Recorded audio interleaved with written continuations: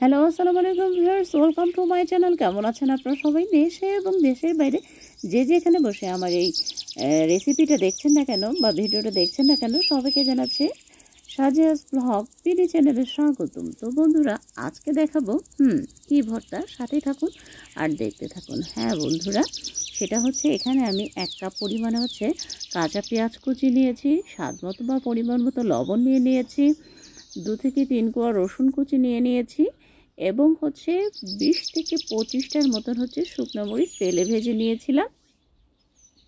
তো বন্ধুরা, সেটাই আজকে ভর্তা করব। তো চলুন এক নজর দেখে নিই শুকনো মরিচে কী উপকারী আছে, কেন আমরা এই শুকনো মরিচ ভর্তাটা খেয়ে থাকি। তো এভাবে আম্মু আসলে রসুনগুলো হচ্ছে লবণ দিয়ে মাখিয়ে নিচ্ছেন। এভাবে সব কিছুই ভর্তা করবো বিধায় সেটা আস্তে আস্তে করে এভাবে ভেঙে ভেঙে হাতের আঙুল দিয়ে বা হাত দিয়ে হচ্ছে চটকে চটকে বা কষলে নিচ্ছি। ভর্তা করার জন্য প্রসেসিং লাগে যেভাবে করে ভর্তা, তো সেভাবেই করে নিচ্ছি।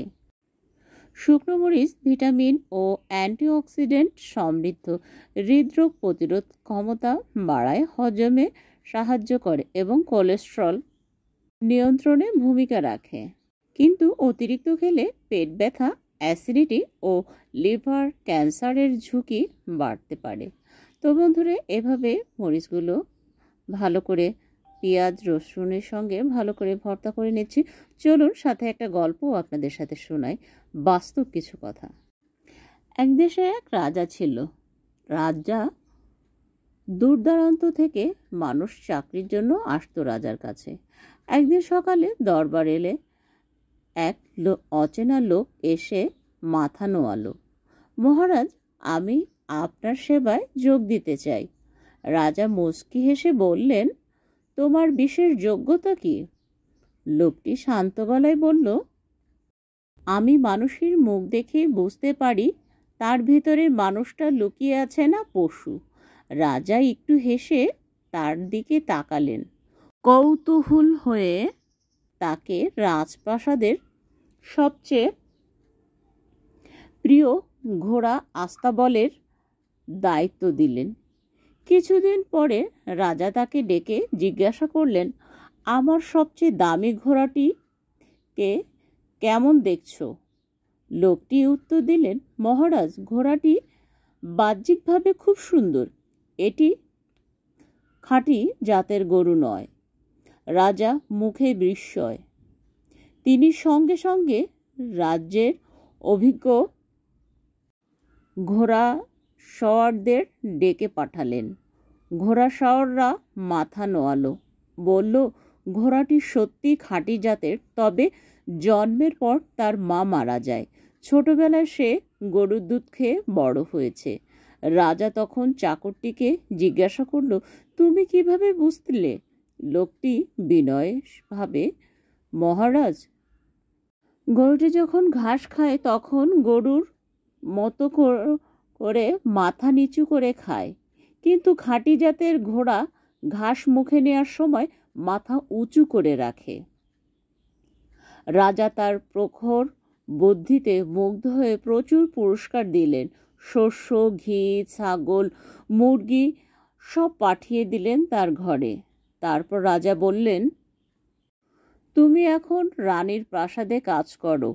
কয়েকদিন পর রাজা জানতে চাইলেন, আমার রানীর সম্পর্কে তোমার মত কি? লোকটি শান্তভাবে বলল, রানী খুবই মার্জিত, তার আচরণ রাজকীয়, কিন্তু তিনি জন্মসূত্রে রানী নন। রাজা আবারও হতভম্ব হয়ে গেলেন। সঙ্গে সঙ্গে তিনি তার শাশুড়িকে ডাকলেন। শাশুড়ি কিছুটা ভারী গলায় বললেন, এটা সত্যি মহারাজ, আপনার জন্মের আগে আমরা আমাদের মেয়েকে হারিয়েছি, তাই সম্পর্ক বাঁচাতে আমরা অন্যের এক কন্যাকে নিজের মেয়ে হিসেবে বড় করেছি। রাজা আবারও চাকরটিকে জিজ্ঞাসা করলেন, তুমি এটা কিভাবে বুঝলে? লোকটি বলল, মহারাজ, আসল রাজকন্যারা তাদের ভূতের সঙ্গে বা কর্মচারীদের সঙ্গে শ্রদ্ধা সৌজন্যভাবে, কিন্তু আপনার রানীর আচরণ এমনভাবে করে ওরা কেবল তাদের আদেশ পালনের যন্ত্র, প্রজাদের সাথে এমন আচরণ করে। রাজা আবারও মুগ্ধ হলেন। তিনি তাকে প্রচুর পুরস্কার দিলেন, ভেড়া, ছাগল, শস্য, ঘি, এবং এবার তাকে নিজের দরবারে স্থায়ী চাকরিতে নিযুক্ত করলেন। কয়েক মাস পর রাজা একদিন মুচকি হেসে বললেন, তুমি তো সবাইকে চিনে ফেলেছ, এবার বলো তো আমার সম্পর্কে কি ভাবছ বা কি ভাবো? চাকরটি চুপ করে রইল। কিছুক্ষণ পর বলল, মহারাজ, আপনি যদি প্রতিশ্রুতি দেন যে আমার প্রাণ নেবেন না, আমি তবে বলবো। রাজা রাজকীয় গম্ভীরতায় বললেন, প্রতিশ্রুতি দিলাম। লোকটি মাটির দিকে তাকিয়ে বলল, আপনি রাজার সন্তান নন, আর আপনার আচরণে রাজার রাজত্বের ছাপ নেই। রাজার চোখ রাগে ক্ষোভে লাল হয়ে গেল, কিন্তু তিনি প্রতিশ্রুতি দিয়েছেন কথা মনে পড়ল। তিনি সরাসরি নিজের মায়ের প্রাসাদে চলে গেলেন। রানীমা গম্ভীর নিঃশ্বাস ফেলে বললেন, হ্যাঁ, এটা সত্যি, আমার সন্তান ছিল না, আমার সন্তানহীন ছিলাম, তাই এক রাখালের শিশুকে দত্তক নিয়ে এসেছিলাম। সেই ছেলেই হচ্ছে তুমি। রাজা চোখ মেলে তাকিয়ে রইলেন, যেন পৃথিবীটা এক মুহূর্তে বদলে গেল। তিনি আবারও লোকটিকে বললেন, তুমি কিভাবে জানলে? লোকটি মৃদু হেসে বলল, মহারাজ, রাজারা যখন পুরস্কার দেয় তখন তারা হীরা, মানি, মুক্ত, জহরত ইত্যাদি দেয়, সোনা দানা টাকা পয়সা দেয়, কিন্তু আপনি যে পুরস্কার দেন, ঘি, ছাগল, ভেড়া, শস্য, সেটা রাখালের স্বভাব। তারপর কিছুক্ষণ নীরব থেকে বলল, মহারাজ, একজন মানুষের আসল পরিচয় তার মুখে নয়, তার আচরণে লুকিয়ে থাকে। পদমর্যাদা বা ধন সম্পত্তি যতই যা হোক না কেন, মানুষকে মানুষ করে তোলে তার ব্যবহার। তো বন্ধুরা, গল্পটা আপনাদের কাছে কেমন লাগলো? আসলে এটাই কিন্তু বাস্তব, এটাই সঠিক। জানি না, আমার মনে হয় আপনাদের সঙ্গে যারা যে ধরনের আচরণ করেন বা মানুষ মানুষের সাথে যে ধরনের আচরণ করে, আমার মনে হয় তার কিন্তু সে কোন পরিবারে জন্মগ্রহণ করেছে সব ক্ষেত্রে কিন্তু এক হবে তা নয়।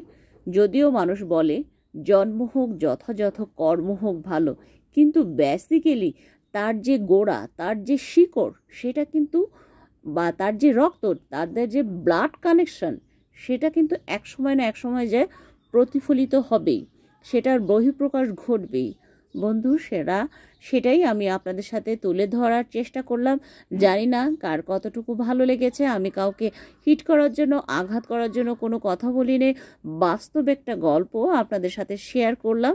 ভালো লাগলে অবশ্যই লাইক, কমেন্ট, শেয়ার করে দেবেন। বন্ধুদের মাঝে প্রচুর প্রচুর শেয়ার করবেন। আর এতক্ষণ পর্যন্ত যারা দেখেছেন তাদেরকে অসংখ্য অসংখ্য ধন্যবাদ। যারা ফেসবুক পেজ থেকে দেখছেন তারা ফেসবুক পেজটা ফলো করে রাখবেন, আর যারা ইউটিউব চ্যানেল থেকে দেখছেন অবশ্যই ইউটিউব চ্যানেলটি সাবস্ক্রাইব করে রাখবেন এবং পাশে থাকা বেল আইকনটি প্রেস করে রাখবেন। কারণ হচ্ছে আমি যখনই নিত্য নতুন ভিডিও আপলোড করব না কেন, সর্বপ্রথম নোটিফিকেশনটা যেন আপনাদের কাছে পৌঁছে যায়। আর একটা কথা বন্ধুরা, সেটা হচ্ছে যে কোনো ভিডিও দেখার আগে বা রেসিপি দেখার আগে অবশ্যই একটা লাইক দেবেন। লাইক দিয়ে যদি কন্টিনিউ করেন, কিছু শিখতে পারবেন, কিছু যেমন আপনারও উপকার হবে, আমারও উপকার হবে। বন্ধুরা, সেটা হচ্ছে টেনে টেনে কেউ দেখবেন, কেউ যাবে না, আর স্কিপ করলে কিন্তু কিছু শিখতে পারবেন না। ভালো কিছু অর্জন করো, খারাপ কিছু বর্জন করো। বন্ধুরা, এই বলে আজকে আমার ভিডিওটা এখানে শেষ করছি। সবাই ভালো থাকবেন, সুস্থ থাকবেন, নিরাপদে থাকবেন। আল্লাহ হাফেজ।